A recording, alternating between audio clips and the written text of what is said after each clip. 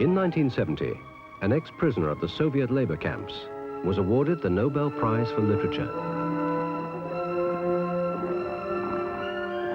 His name was Alexander Solzhenitsyn.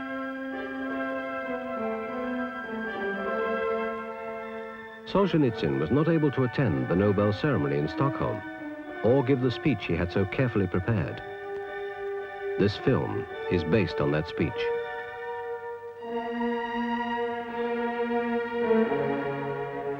It is not by 3 or 4 well-carpeted steps that I have climbed up onto this stage, but by hundreds or even thousands of steps, steep, forbidding, slippery with ice.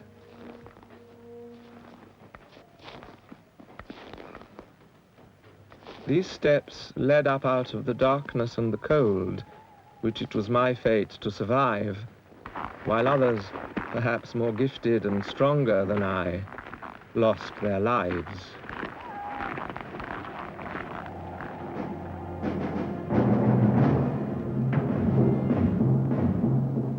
Of those who died, I myself met just a few in the labor camps of our Gulag archipelago, that scattered, far-flung multitude of islands.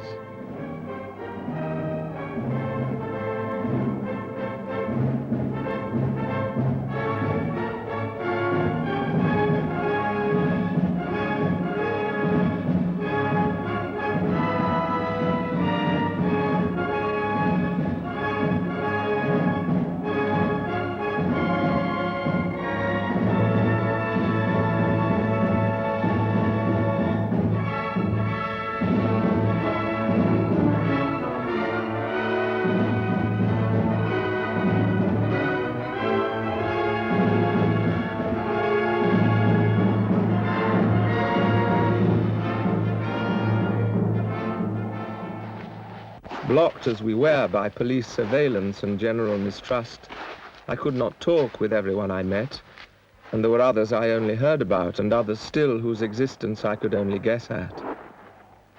Those who sank into the hell pit after they had already achieved some literary fame are at least known and remembered. But how many there must be who died totally unknown, never once named in public? So very few, almost no one, managed to survive. A whole national literature has been left there, buried not only without a coffin, but without a single garment, naked, with just a name tag tied round one toe. The growth of Russian literature never ceased for a moment, yet from the outside it seemed like a wasteland. Where a healthy forest might have grown, after all the felling, nothing remained but 2 or 3 trees overlooked by accident.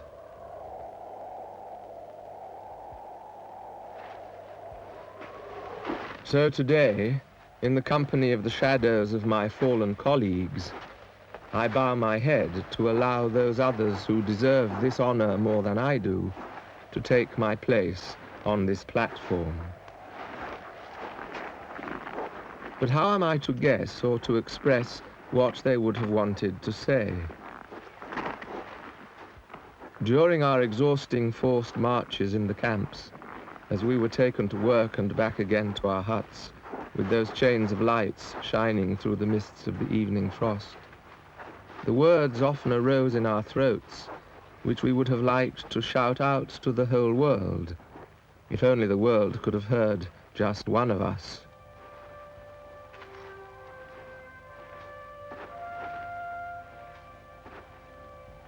At that time it seemed quite obvious what our fortunate emissary would say, and how the world outside would immediately respond with help. Our field of vision was crammed full of distinct physical objects and distinct spiritual forces, and we sensed no lack of balance in this indivisible world. These thoughts did not come to us from books. We did not choose them for their attractiveness. They were born in prison cells and round campfires in the forest, in conversation with men who are now dead. It was this life which tested the thoughts, and this place which gave them birth.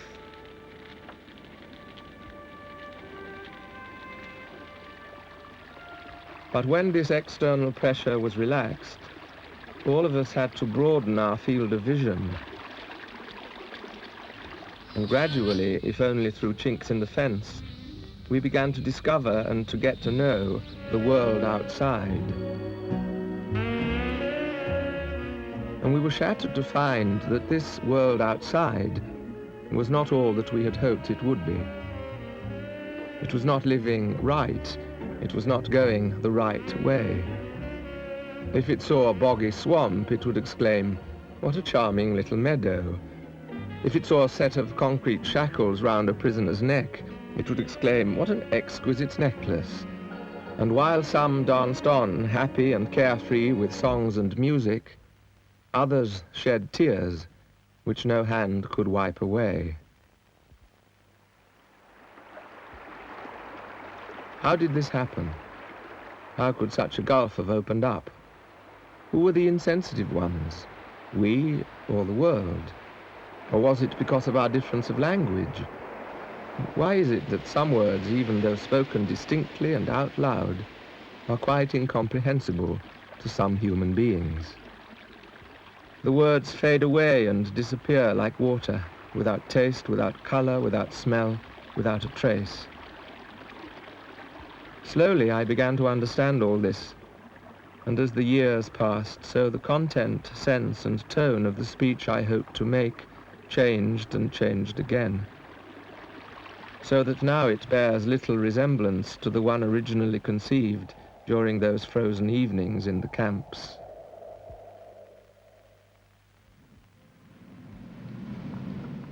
There are different scales of values in the world. There is a scale for things that happen nearby and a scale for things that happen far away. There is a scale for established societies and another for young societies, one for successful people and another for unsuccessful people. The scales show a glaring lack of similarity, yet confidently we judge the whole world by our own scale. By one scale, some far-off place may appear as a land of the most enviable, flourishing freedom. By another scale, because the place is nearby, there appears to be such intolerable oppression that people overturn buses in the street. In one part of the world, people yearn for a standard of living that seems to them to be unbelievable prosperity. Yet in another part of the world, the same standard of living is spurned as cruel exploitation, providing every reason for an immediate strike.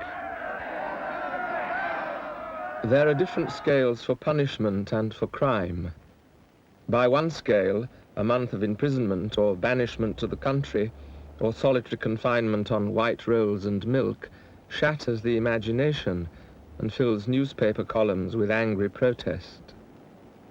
By another scale, people accept as quite normal prison terms of 25 years, solitary confinement cells with ice on the walls where they strip you to your underwear, lunatic asylums for the sane, and shootings on the frontier of countless people who won't see reason and who will keep running away, one doesn't know where or why. Who will bring these scales of values together? How can it be done? Who will give the human race one united system of evaluation for evil deeds and good deeds, for the intolerable and the tolerable? In such matters, propaganda, compulsion, and scientific proof are all powerless. But fortunately, there is a way by which it can be done. It can be done by art, by literature. These two can accomplish a miracle. They can overcome man's most characteristic weakness, the fact that he can only learn by his own experience.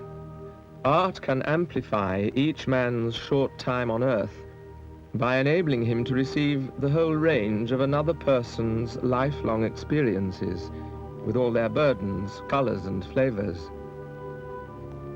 Art recreates in the flesh experiences that have been lived by other men and enables people to absorb them as if they were their own. So art can sometimes straighten the dangerous, twisted road of man's history.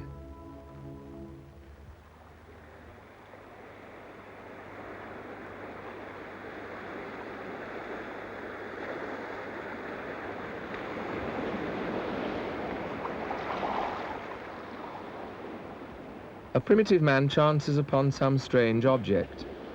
He holds it, turns it this way and that. What can it be? Something cast up by the ocean, something buried in the sand? Or could it have fallen from the sky?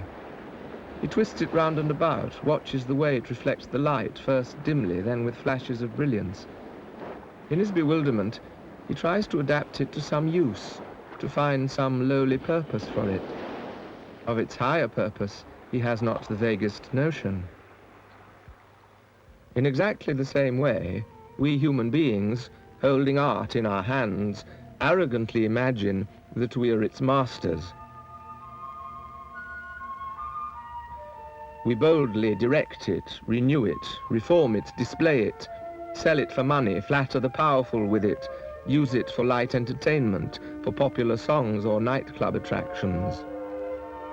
From time to time, we arm ourselves with it to fulfill some passing political purpose or some limited social need. But art cannot be defiled in spite of our efforts. It loses none of its true nature. Every time and in whatever way it is used, it grants us some small part of its own secret inner light. One artist imagines himself the creator of an independent spiritual world, takes it upon himself to create and populate this world, assumes full responsibility for it. But he breaks down, because no mortal man, even a genius, is capable of bearing such a burden. Just as man in general has declared himself the center of existence, and has been unable to create an evenly balanced spiritual system. And every time he fails, he lays the blame on the eternal disharmony of the world, on the complicated nature of modern man's shattered soul, or on the lack of understanding of the public. Another artist knows that there is a higher power over him, and finds joy in working as a common apprentice under God's heaven, although he thus bears an even greater responsibility for everything he writes or paints, and for the people who understand his work. But on the other hand, this world was not created by him, and is not ruled by him. He has no doubt who built its foundation. This artist merely has the gift of sensing more acutely than others the harmony of the world, and the beauty and ugliness of man's contribution to it, and of communicating this feeling to others. In failure, and even in the very depths of existence, in total poverty, in prison, or in sickness, his sense of this continuing harmony cannot desert him. They were wrong, and they will always be wrong, those who predict that art will degenerate, exhaust all its forms, and die. It is we who will die. Art will remain. Not everything is given a name. Some things carry us beyond words. Art can thaw out even a frozen, darkened soul and bring it to high spiritual experience. Through art, we are sometimes sent, although briefly and indistinctly, revelations that cannot be attained by rational thought. It is like that small looking glass in the fairy stories. You glance into it and you see not yourself. For an instant, you glimpse the inaccessible. You will never be able to ride there or fly there, but the soul cries out for it.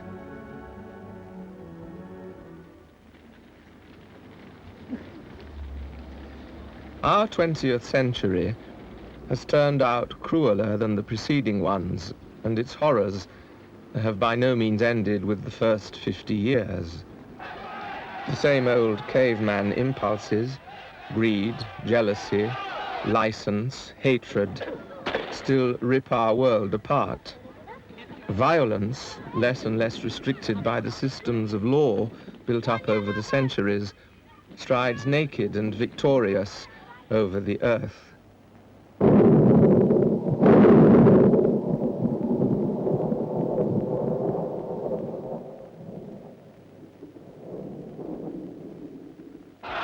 The world is overrun by the brazen conviction that force can do everything, while justice can do nothing.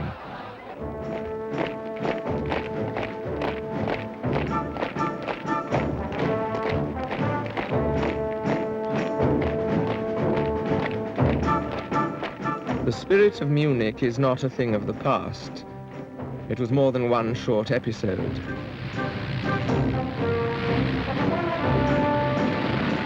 The entire civilized world trembled as snarling barbarism suddenly re-emerged and moved into the attack and found it had nothing to fight with but smiles and concessions.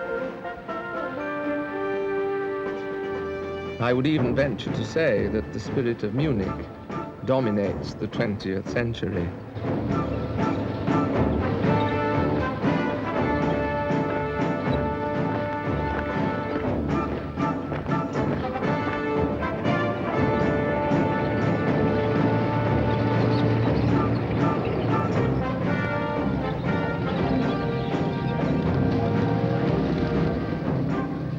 The Spirit of Munich is an illness of the willpower of the well-to-do. It is the everyday state of those who have given in to the desire for well-being at any price, to material prosperity as the main aim of life on this earth.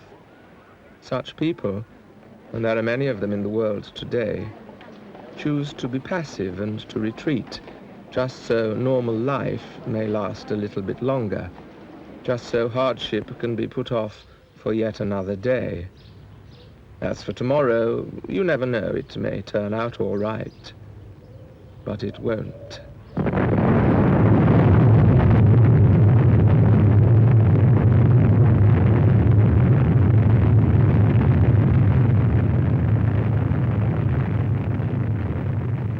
The price of cowardice will be all the higher.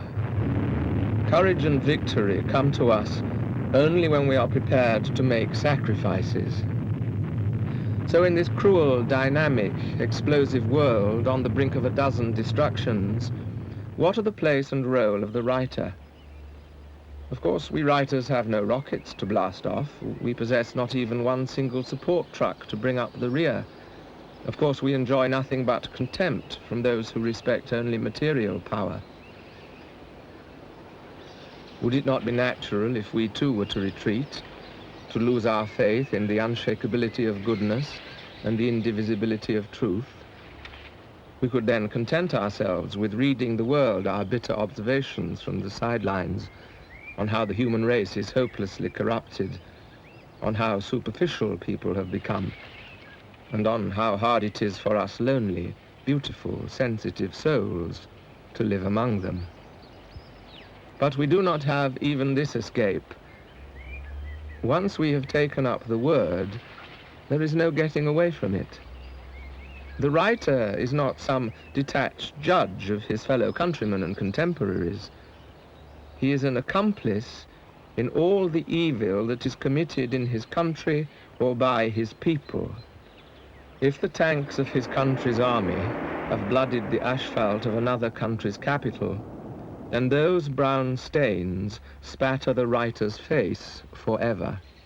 If one deadly night some trusting friend is strangled while he sleeps, then the writer's hands bear the bruises from the rope. And if his young fellow countrymen happily declare that decadence is better than honest work, if they give in to drugs or seize hostages, then the stink of it all mingles with the writer's breath. Can we dare to say that we bear no responsibility for the running sores of today's world.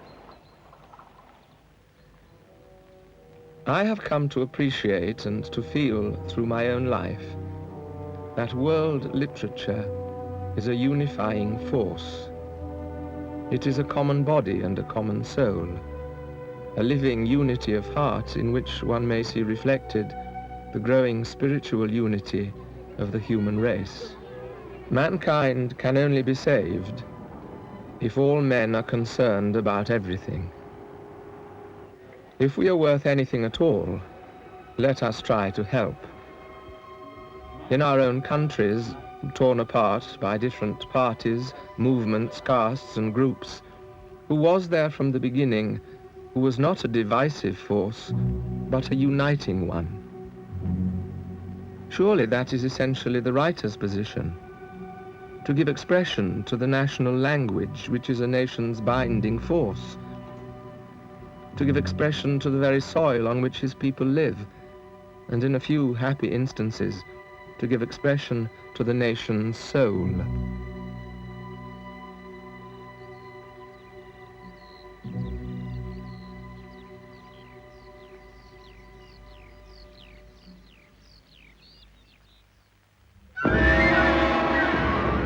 We shall be asked, what can literature do against the merciless onslaught of open violence? But let us not forget that violence does not live by itself and cannot live by itself. It can only exist with the help of the lie. Between these two, there is a most intimate, natural and fundamental connection. Violence can only be concealed by the lie, and the lie can only be maintained by violence. Anyone who has once proclaimed violence as his method is inevitably forced to take the lie as his principle. When it is born, violence operates openly and even takes pride in itself. But as soon as it becomes established, it feels the air around it becoming thinner. Then it realizes it cannot continue to exist without masking itself with lies and covering itself up with sweet words. Violence does not always, not necessarily, take you by the throat and strangle you. More often it merely demands of its subjects that they declare allegiance to the lie, become accomplices in the lie. And the simple step of a simple, courageous man is not to take part in the lie, not to support deceit. Let the lie come into the world, even dominate the world, but not through me. And writers and artists are capable of something more. They can defeat the lie. Art has always won its fight against lies, and it will always win. Everyone can see this, no one can deny it. The lie can resist many things in this world, but it cannot resist art. Once the lie is shattered, the nakedness of violence will be revealed in all its repulsiveness. Violence will become decrepit and collapse. That is why I think, my friends, that we are capable of helping the world in its agonized testing hour. We must not seek excuses on the grounds that we lack weapons, and we must not give ourselves over to a life of ease and security. We must go out into battle.